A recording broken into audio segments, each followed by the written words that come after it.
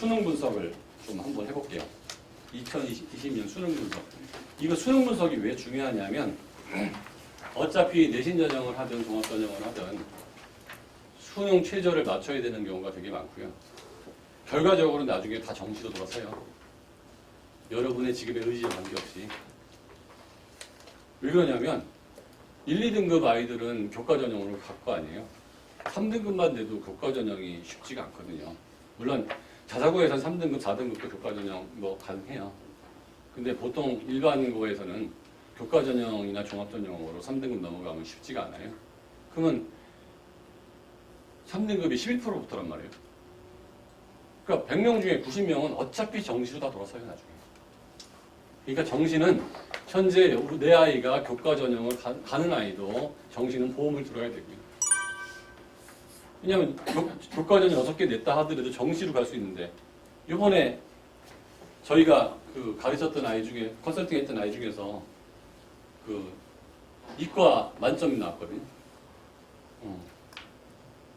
그 우리 국어 선생님, 구다한 선생님 친동생이에요.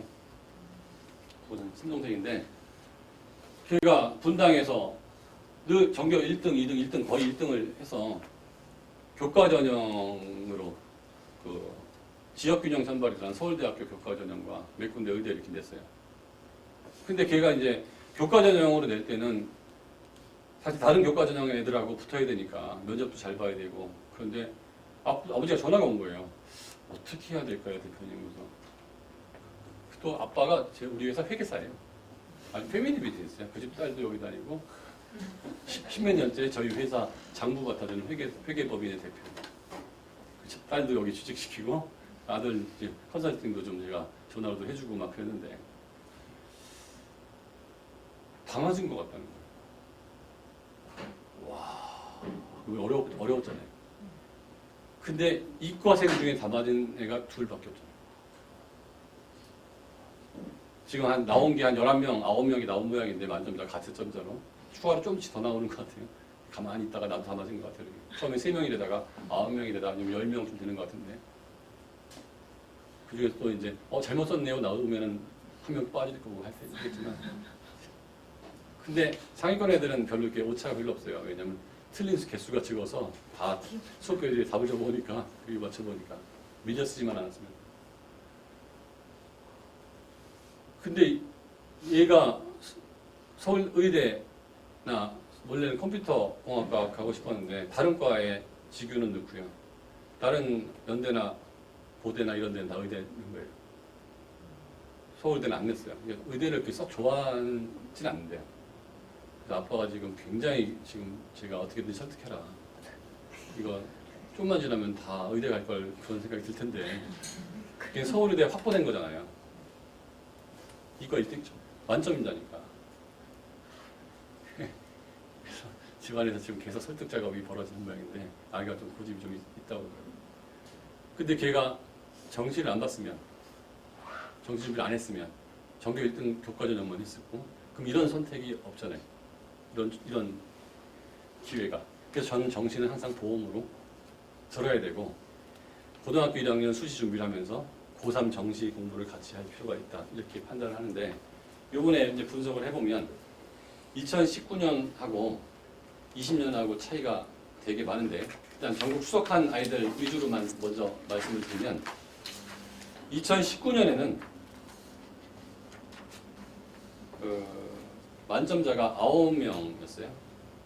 2019년에 만점자가. 그런데 이때 재학생이 4명이었고요. 재수 이상, 재수, 3수, 4수 한 아이들이 5명이었어요. 만점자가. 여실히 수능은 재수생한테 유리하다는 게 나오죠. 왜? 왜 재수생들은 실력이 원래 없잖아요. 작년에 실력이 없어 떨어졌다는 애들 있잖아요. 그러니까 작년에 시험 봤던 애가 또 보면 만점자가 한 100명씩 나올 거예요. 근데 작년에 서울 의대 붙었는데 걔가 수능 공부를 왜 하겠어요? 서울대 경영학과 붙었는데 무슨 뭐 머리 총 맞지 않은 다음이야 대학생활 하지 수능 공부를 안 했을 거 아니에요. 그러니까 작년에 떨어진 애들만 시험을 봐서 그렇지 작년에 붙은 애가 또 보면 걔네들 늘상 만점이겠죠. 만점 근처겠죠. 그러니까 작년에 서울의대 수능이 붙었는데 올해 공부 또 1년 더 했는데 서울대 떨어질까 봐 또 붙지. 실력이라는 게 어디 안 가니까요.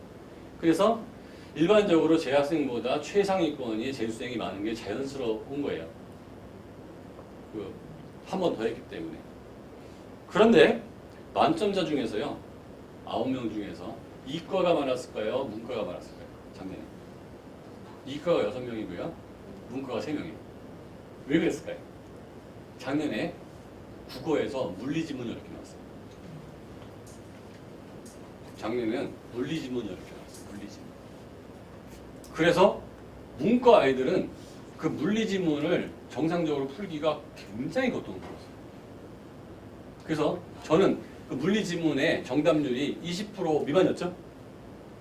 4번을 다 찍고 확률로 들어가도 20%잖아요. 오지선다니까. 확률 이하라는 얘기는 전 국민이 다 찍어댔다는 거예요. 찍어댄 것만큼도 안 나온 거예요.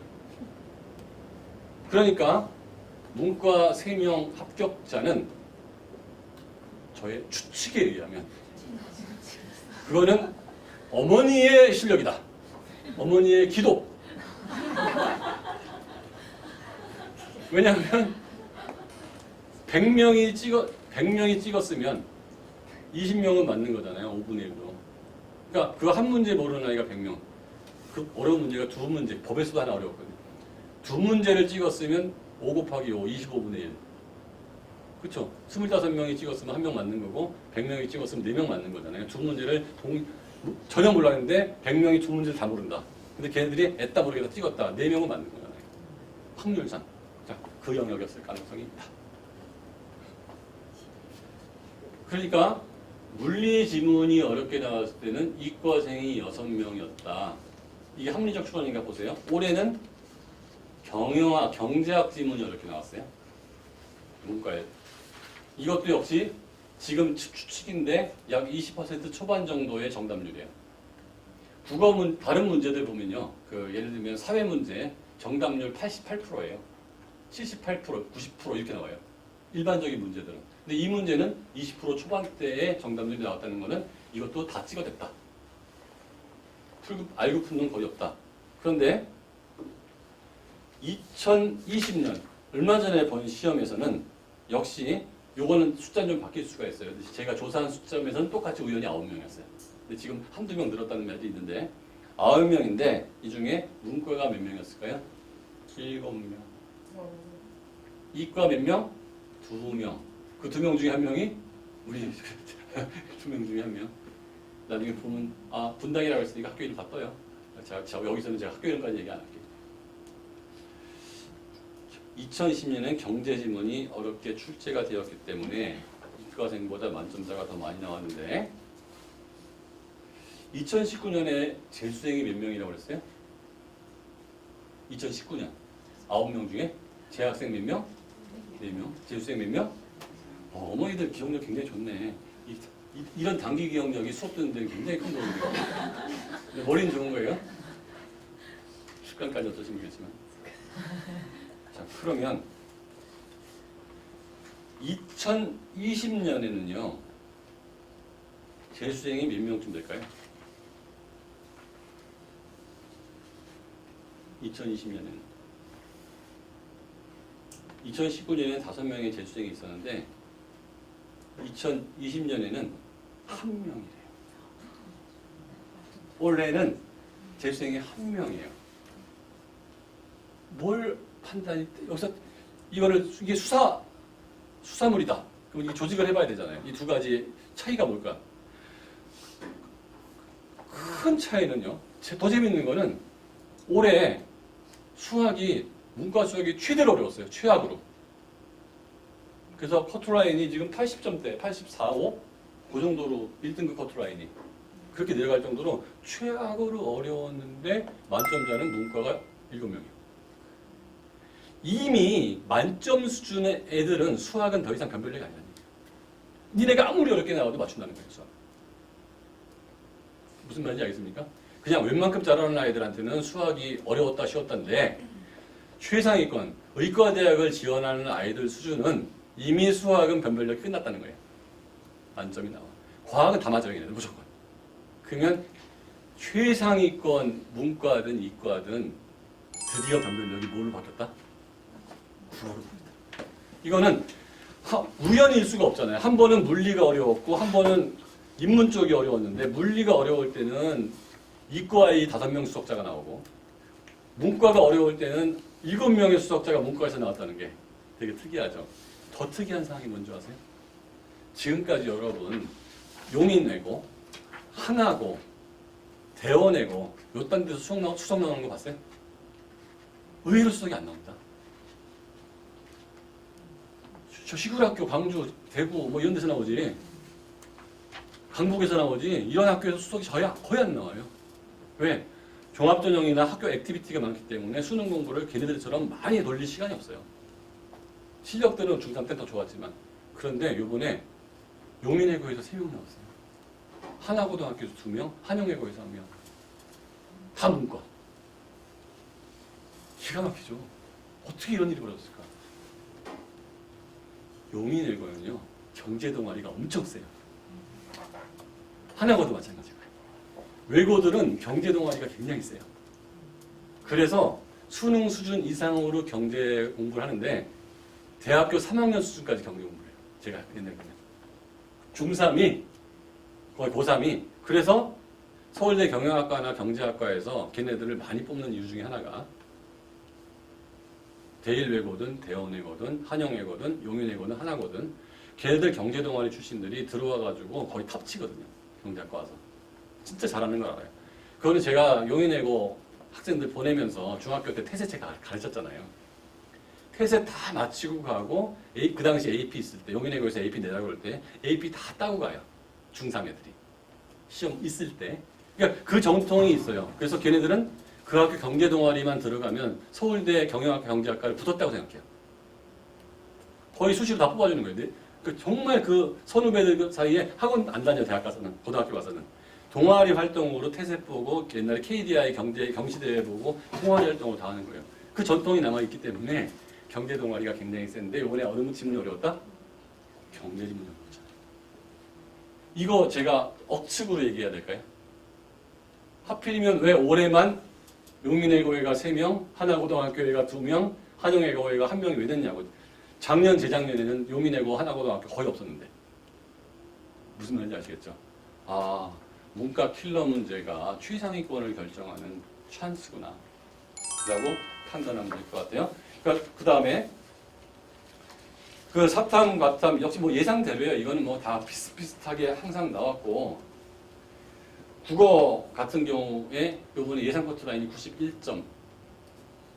작년보다 월등히 쉬웠죠. 작년에는 85점대 했으니까. 근데 비문학 독서가 굉장히 작년에 어렵게 나왔거든요. 근데 자꾸 문법 문제가 어렵게 나와요. 문법 문제가. 작년에도 그 2020년도하고 2019년도 국어에서 그 애들이 오답 제일 많이 나온 거 한번 보여드릴게요. 2019년도 1번은 31번, 오답률 81.7%. 그죠? 확률이 80%잖아요. 근데 81%의 오답률이니까 확률 밑으로 나온 거예요. 올해 75.8%, 약 24, 거의 확률에 근접하는 수준. 그런데요, 어디에서 오답률이 나왔나 보면 2019년도 볼게요. 1번, 비문학 독서. 2번, 비문학 독서. 3번, 문법. 4번, 비문학 독서. 5번, 비문학 독서. 6번, 비문학 독서. 7번, 문법. 그러니까 가장 어려웠던 오답률이 제일 높았던 1등부터 7등까지 중에 소설, 문학, 화법, 작문 이런 거 있어요? 없어요? 글쓰기. 제로죠. 비문학 독서가 5문제, 문법 2문제. 즉 최상위권을 결정하는 팩트가 어디죠? 비문학 독서와 문법.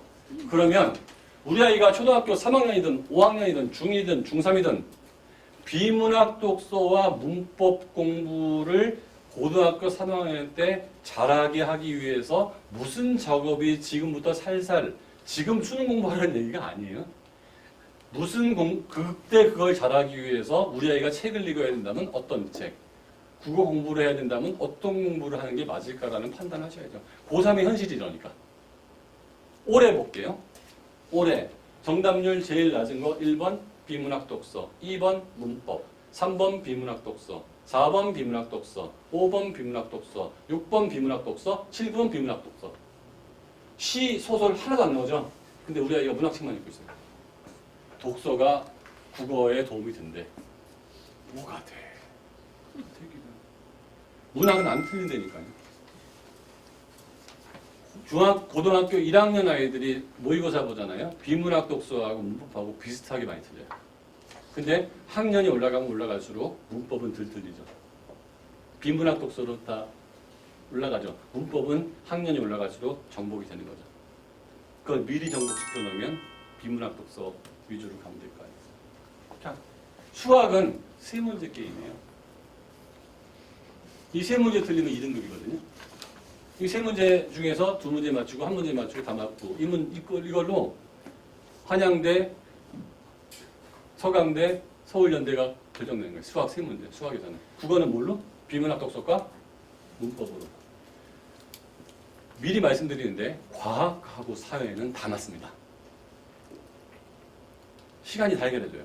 최상위권 얘기하는 거예요. 물론 최상위권 아닌 애들은 그것도 다 틀려요. 근데 최상위권 애들은 시간이 지나면 과학과 사회는 시험 범위가 정확하거든요. 그거를 돌려버리면 거의 다 맞아요. 그러면 최상위권도 틀리는 두 과목은 뭐죠? 수학과 국어인데 수학 세 문제, 국어에서는 비문학 독서와 문법. 그러면 수학 세 문제를 해결할 방법이 있어요? 없어요? 없잖아요, 지금. 수학 세 문제를 해결하려고 그러면 얘가 미적분까지 다 끝나야, 그리고 수학 기출 문제를 다 풀어놨어야 그 다음부터 수학 세 문제를 가지고 고등학교 6개월 동안 할 거냐, 1년 동안 할 거냐, 1년 반 동안 할 거냐의 게임이 나오는 거죠. 나머지는 거의 다 맞추는 상황에서 고2 여름방학 때부터 세 문제 돌아가는 애가 있고요. 고2 겨울방학 때부터 세 문제 돌아가는 애가 있고요. 여름방학 때부터, 고3 여름방학 때부터 세 문제 돌아가는 애가 있을 거 아니에요. 무슨 말인지 알겠죠? 그 세 문제를 맞추기 위해서. 그러니까 고3 파이널은 뭐 서울대, 의대반 이런 아이들은 선생님이 수업을 안 하잖아요. 아이들 딱 모아놓고 선생님이 문제만 추출해가지고 주잖아요. 한 문제 갖고 1시간 반 풀어요. 왜? 이 문제를 이해가 안 되는 게 없거든요. 풀어내야 되는 거거든요. 어떻게. 그래서 이 사람들은 가장 어려운 문제만 계속 만들어내는 능력이 있어야 돼요. 나눠주고 얘들 답지 보고 이게 표시만 딱딱 해준단 말이에요. 요거 다시 보라고. 왜? 선생님 자꾸 해결해주면 수능 때 해결을 안 해주기 때문에 나중에 수능 후기 보세요. 수석한 애들. 한 문제 갖고 1, 2% 딴 애가 있어요. 걔는 그 주에는 수학 그거 한 문제 푼 거예요. 이렇게도 풀어보고 저렇게도 풀어보고 저렇게도.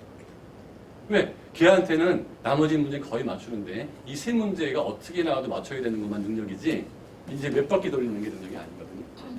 그러면 국어는 고3 때 뭐만 하고 있어야 되죠? 비문학 독서만 하고 있어야 되죠. 무슨 뜻인지 아시겠죠? 비문학 독서만 하고 있어야 돼요. 그러면 우리 아이가 고2 때부터 비문학 독서를 할 건지 고3 때부터 비문학 독서를 할 건지 아주 빨라서 고1 때부터 비문학 독서를 할 수 있으면 국어는 먹고 떨어지는 거예요.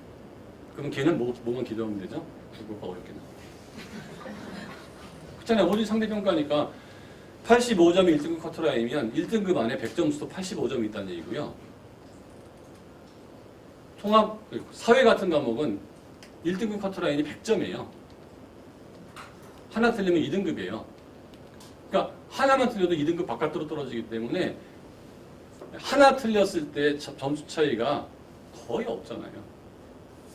100분율 하면 뻥 내려가는 거예요. 점수 차이는 별로 안 난다는 거예요. 그런데 같은 1등급에서도 100점, 1등부터 4%까지가 15점 차이가 난다는 거는 어마어마한 차이거든요. 만점자가 거의 없다는 거잖아요. 이러면 이거 갖고서 대학을 가는 거죠. 그러니까 1등급 내에서 점수 차이가 크면 그게 변별력 있는 시험이라고 얘기를 하는 거거든요. 자, 국어 같은 경우는 이렇게 돼 있다. 수학은 어떻게 접근해야 될지 아시겠죠? 이과 수학 요번에 좀 쉽게 나왔고 문과 수학 어렵게 나왔다. 다 쉽게 나온 게 아니고 애들 실력이 좀 실력. 그러면 그 선택 과목 유불리에 따른 거 뭐 지리를 선택할 거냐, 경제를 선택할 거냐, 화학을 선택할 거냐, 서울대 가려면 원두 선택해야 되는데 그런 얘기는 지금 할 필요는 없다는 거예요. 국어하고 수학 성적이 잘 나오면 그 당시에 내가 제일 잘 할 수 있는 과목으로 고1 말쯤에 고2 여름쯤에 선택 과목은 들어가줘도 충분히 만점이 나온다는 거예요. 그러면 고1 겨울까지 우리가 완성 비슷하게 해야 될 과목 중에 두 과목은 국어와 수학인데 여기 영어가 또 복병으로 나와요. 이번에 영어 그 1등급 커트라인이 지금 6% 정도 이상하네. 6% 정도.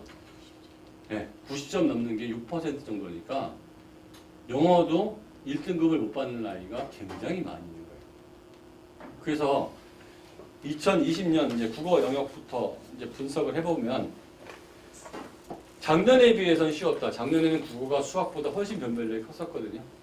올해는 문과 같은 경우 수학의 변별력이 더 커요. 그러나 최상위권 변별력은 국어였다. 그러니까 10위권 대학 변별력은 수학이었고요. 최상위권 변별력은 국어였어요.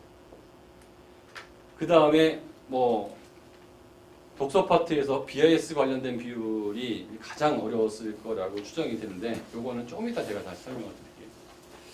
수학 같은 경우는 가형은 뭐 웬만했어요.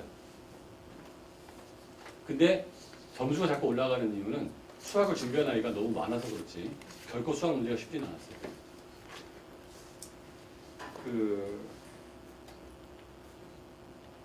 나형도 역시 뭐 그렇게 어렵진 않았어요. 근데 최고 난이도 문제는 항상 유지가 세 문제 유지가 되고 그다음에 중난이도 문제가 어떻게 가냐에 따라서 이게 등급 컷이 쭉쭉 내려가는데 이과는 상당히 안정적이에요.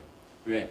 4% 아이들이 수학을 잘하는 아이가 진짜 폭이 단단해요.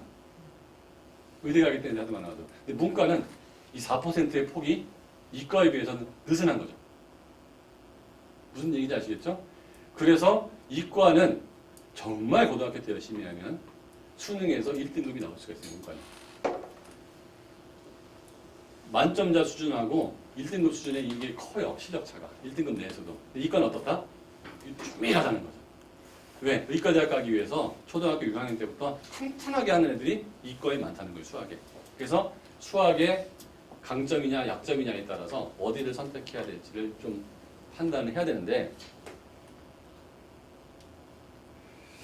영어 같은 경우가 사실은 감점은 별로 안 되는데요. 매우 최상위권 대학을 갈 때는 그 1점이 굉장히 소중하거든요. 이게 그냥 10위권 대학 정도에서 1점은 다른 과목으로 충분히 커버가 돼요. 근데 의과대학 정도의 최상위권 대학을 갈 정도면 1점을 커버할 방법이 없는 거예요. 과학은 다 맞아야 되고 제가 틀린 국어를 내가 맞는다는 보장도 없고 같은 3점짜리 틀렸는데 그럼 나는 영어에서 만점이고 얘가 틀렸으면 거기서 1점 차이가 날 수 있잖아요. 그래서 영어는 확실하게 빨리 안전하게 90점 이상이 되는 걸 확인하고 적는 게 편해요. 영어는 90점 이상이 되는 게 아주 빠른 아이들은 초등학교 6학년 아이도 90점 이상이 나오더라고요. 영어 공부를 아주 많이 했던 애들은. 수능 영어 좀만 터내버리면. 그래서 요즘 영어 공부를 하도 안 하니까 영어는 그래도 한 5%, 6%밖에 1등급이 안 나온다. 그러니까 1등급은 확실하게 찍고 그 다음부터는 그냥 타치하는 수준으로 주 1회 타치하는 수준으로 가는 게 좋겠다. 그래서 6학년 넘어가면 문법 정리는 한번 빨리 하고 뭘 해내야 된다? 단어는 평상시 중학교 때 외우고 있어라. 영어 공부 포기했다고 영어 점수 잘 나온다고 해서 아예 버리지 말고 단어는 외우고 있어서 최소한 고등학교 때 내신 공부할 때나 수능 공부할 때 시간 절약을 위해서 단어는 외워놓고 익숙하게 만들고 그냥 매번 모의고사는 계속 보면서 감각을 유지하고 있자. 그래서 6학년 때까지 제일 많이 해야 될 과목은 영어라면 중학교 올라가면서부터는 영어는 저는 주 1회. 성적이 괜찮은 애들은 주 1회로 감을 잡고 있어야 된다고 보고요. 수학은 진도를 나가고 있어야 된다고 보는 거죠. 그리고 이제 국어가 제가 이제 강조를 하고 있는 과목 중에 하나고 지가 가르치니까 국어를 저렇게 얘기한다고 얘기할 수도 있겠지만요. 저는 국어가 그렇게 나왔기 때문에 제가 가르치는 거예요. 제가 가르치는 과목이 경제학, 법학, 세계사, 국어 이런 거 가르치고 있는데요. 그거를 다른 데서 잘 가르치면 거기서 배우라고 하는 게 사실 제가 할 일이에요. 저희는 컨설팅이 주 하는 일이지 티칭이 주로 하는 일이 아닌데 그걸 가르치는 곳이 제로잖아요. 어디도 없잖아요. 초등학교 국어라고 하면 논술, 책 읽기, 글쓰기 뭐 이런 걸 가르치지 아이의 독해력, 어휘력을 키워준다고 그냥 대놓고 준비시키는 데가 없잖아요.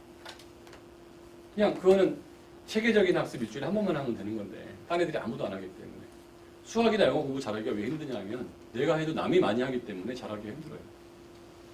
근데 남이 안 하고 있으면 나만 체계적으로 하고 있으면 그 과목에서 레벨은 금방 올라가거든요. 이게 굉장히 효과적인 거예요. 그래서 기본적으로 국어에서 초등학생들이 제일 많이 공부를 해야 될 게 수능을 대비해서 뭘까요? 초등학생이 어휘예요. 초등학교 때 어휘 공부를 제일 많이 해야 되는데 책을 잘 읽으면 어휘력이 는다라고 엄마들이 생각하는데 그거 일부 맞긴 한데 거의 안 맞아요. 왜냐하면 그렇게 대충 나오는 어휘 갖고는 안 돼요. 해학과 풍자의 차이를 정확히 알아야 되고요. 대조와 비교의 차이도 정확히 알아야 되고요. 분석과 분류의 차이도 정확히 구별할 수 있어야 돼요. 게다가 초등학교 때 제가 반드시 상당히 많은 양을 공부시키는 영역이 문법이에요. 초등학교 국어는. 영어는 초등학교 때 문법 하지 말라고 하거든요. 6학년 이후부터 하라고 하거든요. 근데 우리말은 태어나면서부터 파닉스 했잖아요, 엄마. 그래서 초등학교 1학년 때부터 맞춤법, 띄어쓰기 요거부터 시작을 잘 하셔야 해요. 그렇다고 해서 초등학생한테 문법책을 들이밀진 않아요. 국어책을 공부하면서 생활 속의 문법을 공부시키는 게 최고예요. 제가 항상 얘기하지만 나보기가 학교 가실 때는 말없이 고이 보면 드디어 오리다 양변의 앞산 신달래꽃 아름다다 가는 길에 별이다 가시는 걸음 놓인 곳은 사뿐히 지려 밟고 가시옵소서 지려 밟고 가시옵소서. 뭐죠? 밟고죠. 밟고라고 읽는 사람이 되게 많아요. 근데 초등학교 때 엄마가 밟고라고 교정을 해주면 이 아이는 고등학교 때 문법의 한 섹터가 끝난 거예요.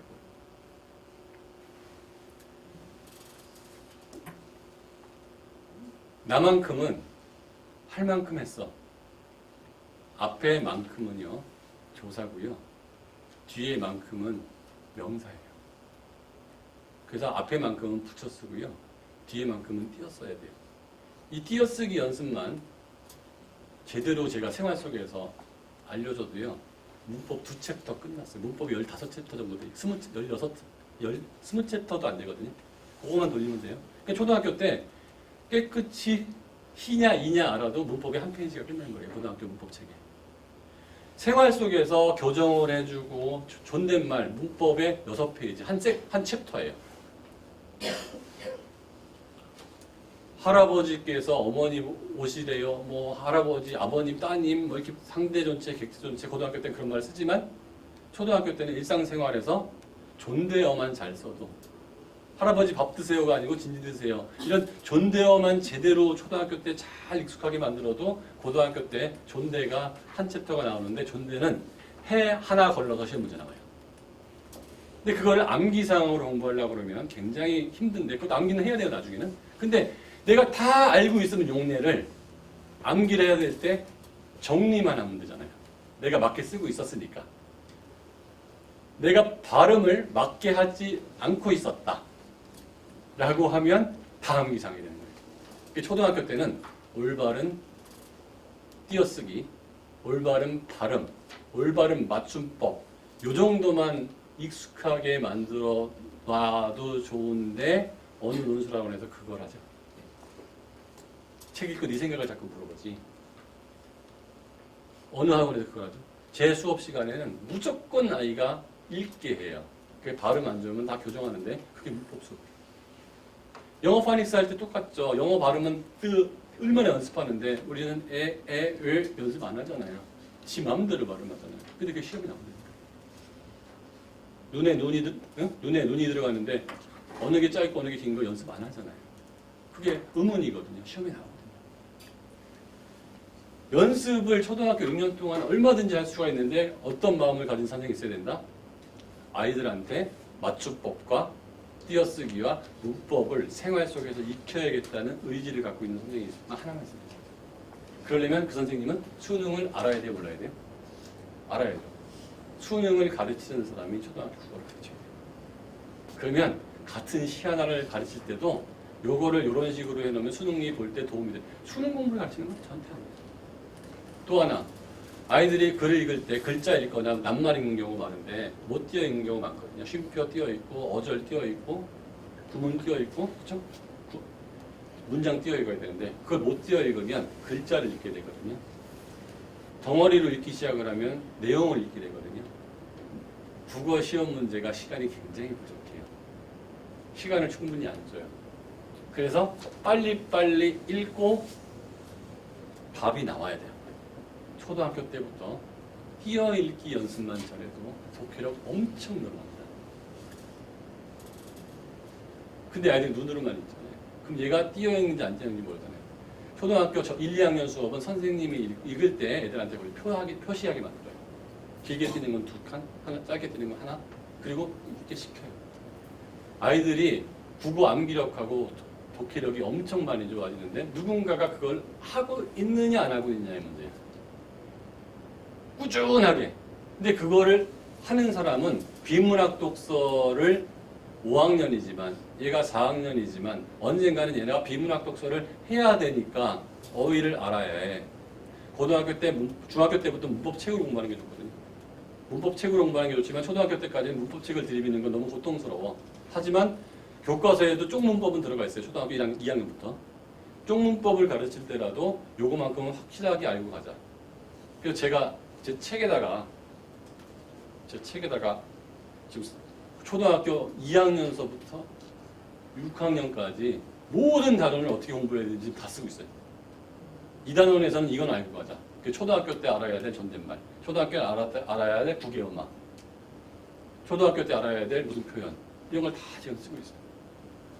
그냥 귀찮아도 그대로 따라가면서 하시면 돼요. 저희한테 안 보내줘요. 중학교 올라오면서부터는 문법책을 하나 돌려주는 게 좋아요. 근데 저도 처음에 이제 시행착오를 하느라고 좀 쉬운 문법책을 했다가 어려운 문법책을 가려고 그러는데 우리말이기 때문에 그럴 필요가 없더라고요. 처음부터 파이널 문법책으로 하는 게 좋아요. 약간 진도 늦게 나가더라고요. 고등학교 2학년, 3학년 용인외고 애들이 쓰는 문법책을 현대고등학교 애들이 쓰는 문법책을 그냥 중학교 1학년 때부터 진도를 늦게 나가고 외울 게 많으니까 더디더라도 하는 게 좋아요. 그래서 문법 같은 경우는 회독 싸움이거든요. 시간 계산을 해보니까 48시간 정도 걸려요. 1회독을 하는데. 그러니까 2시간씩 하면 6개월? 6개월. 일주일에 6시간씩 하면 2달. 저희는 보통 일주일에 1시간 정도씩 하는 것 같아요. 1시간에서 1시간 반 정도? 그러니까 우리는 10달에서 1년. 네, 한 회독이에요. 오감도 문법이라는 책을 쓰는데. 그러니까 중학생이 한 3회독 정도만 돌아가 주면 그때부터는 스스로도 돕게 되거든요. 그럼 문법이 별로 안 들릴 거고 좀 급하다 그러면 문법은 비문학 독서와 다르게 완성이 있어요. 문학도 완성이 있어요. 비문학 독서만 완성이 없어요.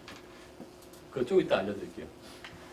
그래서 문법은 그런 식으로 공부를 하면서 교과서 위주로 쭉 진도를 나가면 뭐 거의 문제 없이 나중에 비문학만 남아요. 그래서 제가 지금 비문학만 가르치는 수업을 하나 오픈하려고 해요. 비문학만 가르치는 수업. 어차피 여기서 파이널이 만나거든요. 제가 지금 가르치는 반 아이들은 지금 중3 아이가 고2 여름쯤 되면은 그 반이 비문학반으로 바뀔 거예요. 딴 거는 다 맞게끔 만들어 놓고 결국은 비문학만 틀리면 그때는 비문학에서 뭘 가르쳐야 되는지 제가 알려드릴게요. 비문학이 처음에는 글이 안 읽혀요. 글이 안 읽히는 건 스킬의 문제거든요. 그런데 이런 게 잘 안 보이고 이게 유비추론인지 연역법인지 귀납법인지 예시인지 이게 안 읽히는 거예요. 나중에 그건 다 읽혀요. 그 스킬은. 문법이 처음에 틀리다 나중에 다 맞게 되는 거예요. 최상위권은.